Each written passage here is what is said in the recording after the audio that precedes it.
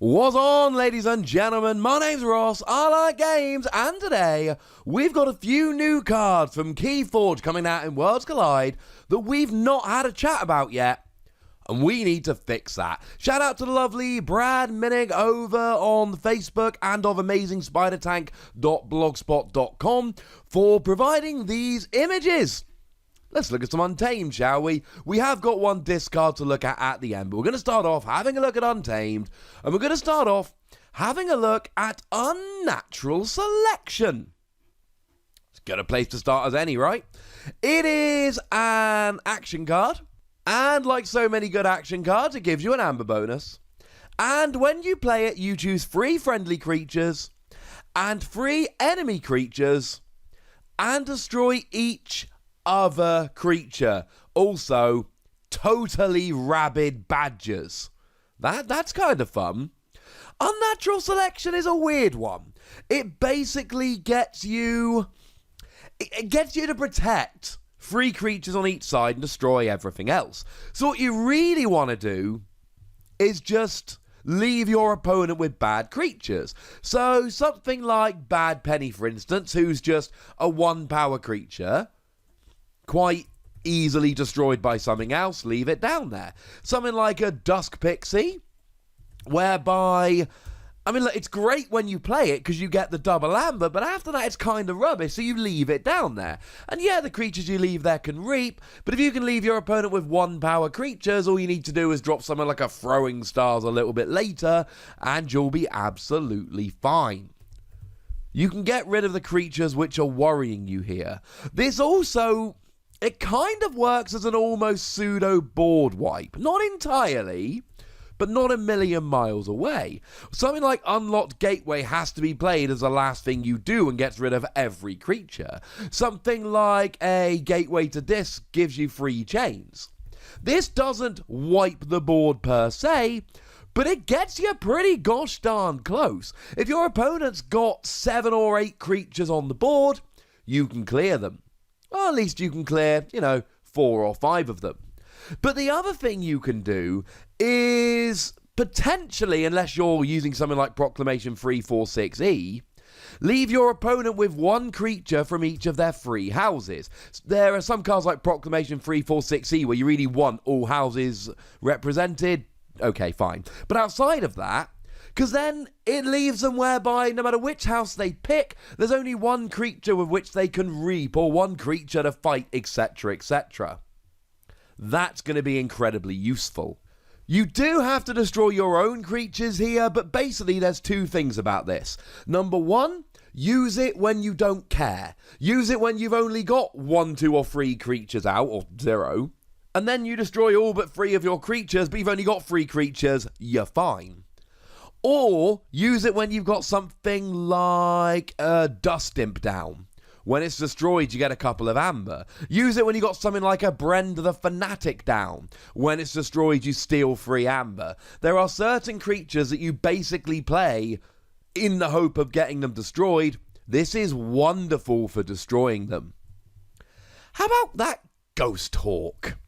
Ghosthawk is another one of these where we don't have the clearest image, but we've got enough, ladies and gentlemen, we've got enough. It is a 2-power creature with no armor. It's clearly a Phoenix, incidentally. And it's got deploy, which means you can put it anywhere you like on your battle line. It doesn't have to enter on a flank. And when you play it, you may reap with each neighboring creature 1 at a time.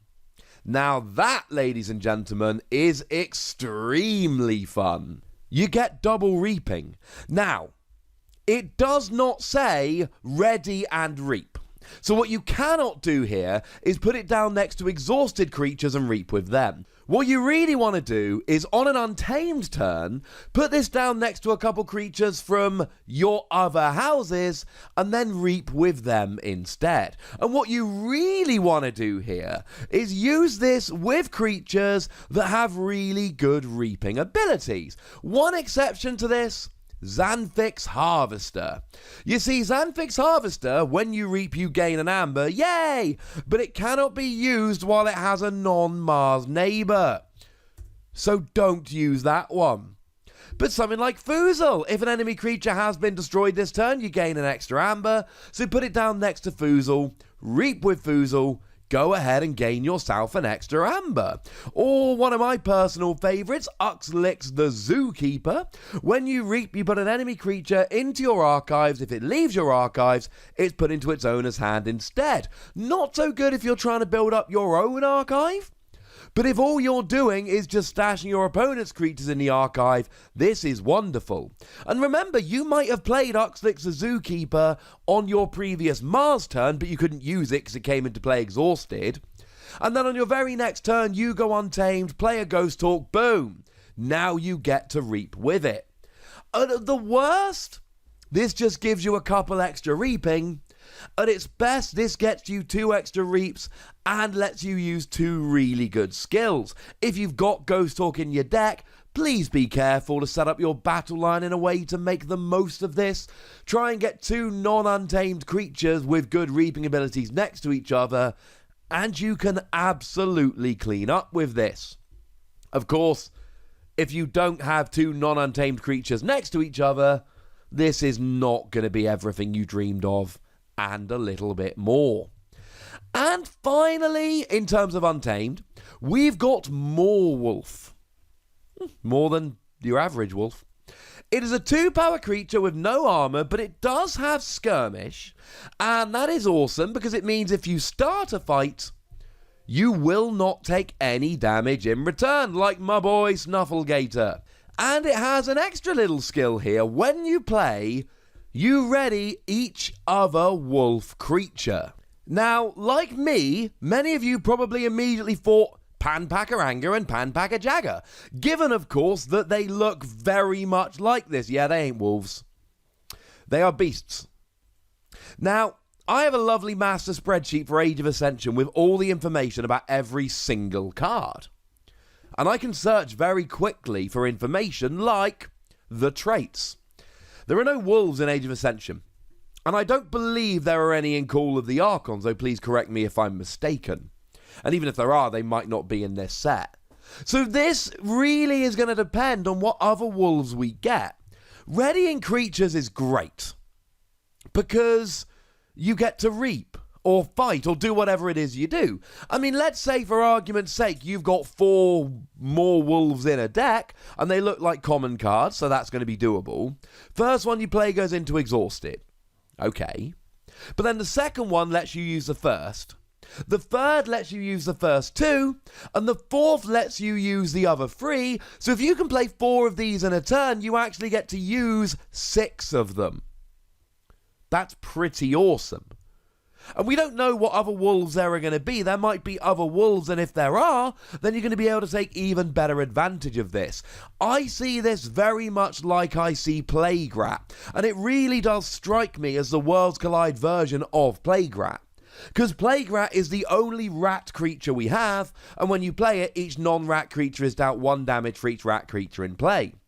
Does that mean we're going to get 4 or 5 of these in each deck? Probably not, because Plague Rat is a rare that come in packs. But I'm going to be very interested to find out. And finally, there is one disc creature that we've not actually looked at yet. So I figure we might as well look at it in this video. It is Dendrix. Dendrix is a 5-power creature with no armor. And it's got a fight ability. Your opponent discards a random card from their hand. Now remember, fight abilities only come in if you survive the fight. So you'll get 1 or 2 from this. You won't get loads. You'll get 1 or 2. Because 5 power, no skirmish. Look, we just mentioned the Panpackers, right? So if you go ahead and drop a Panpacker Jagger to the right of this in the battle line, then you'll gain skirmish, and at that point, this becomes much, much better. With skirmish, this is awesome. Without skirmish, it's fine. I mean, we looked at Subtle Chain in a video just yesterday. Incidentally, all the Worlds Collide cards that have been revealed, I've done videos on, and I've linked them all in the description of this one, so go nuts. And I talked about Subtle Chain, and it's an action card that just makes your opponent discard a random card from their hand. It's fine. but it's not particularly great. The problem with Keyforge is, I say problem, it's not a bad thing, but it is if you're going for hand disruption. At the end of your turn, you draw until you got 6 cards in hand. Now, to be fair, if I discard one of your cards during my turn, then you go to the next turn with 5 in hand, and it's kind of annoying for a turn, but it's really not the end of the world. Plus, let's not forget that you're going to potentially have cards from 3 houses in your hand, and you're only going to choose one of them as your active house next turn, so the other 2 houses of cards are going to be largely irrelevant. Hand disruption is not such a big thing in Keyforge. Now, if you can find yourself a deck that can discard 3, 4, 5 cards from your opponent's hand, and then leave them with nothing to do on their turn, that I'm loving. But even then, in most games, you put your opponent down to a 0-card hand and they're panicking. In Keyforge, you put them down to a 0-card hand. Okay, they waste a turn and that's terrible, but then they just draw out of it. Hey ho, ladies and gentlemen. I'm not a huge fan of this. I think it'll be alright, but it is not one of the more exciting cards we've seen from Worlds Collide so far. So there we go, ladies and gentlemen. Those are the new cards. And as always, I would be delighted to hear what you think about them. So let me know in the comment section. Go nuts, be nice. And then make sure you like this video, subscribe to this channel, and follow me on Twitter at the Wossy, where we talk about games like Keyforge and a whole bunch of others. And if you're feeling in the mood to support the channel, patreon.com/PTCGradio is the place to do so. Several people have told me I need to be pushing that a bit more. But by far the most important thing as always, look after yourselves till next time. Thank you very much for watching. My name's Ross and you've been watching Wossy Plays.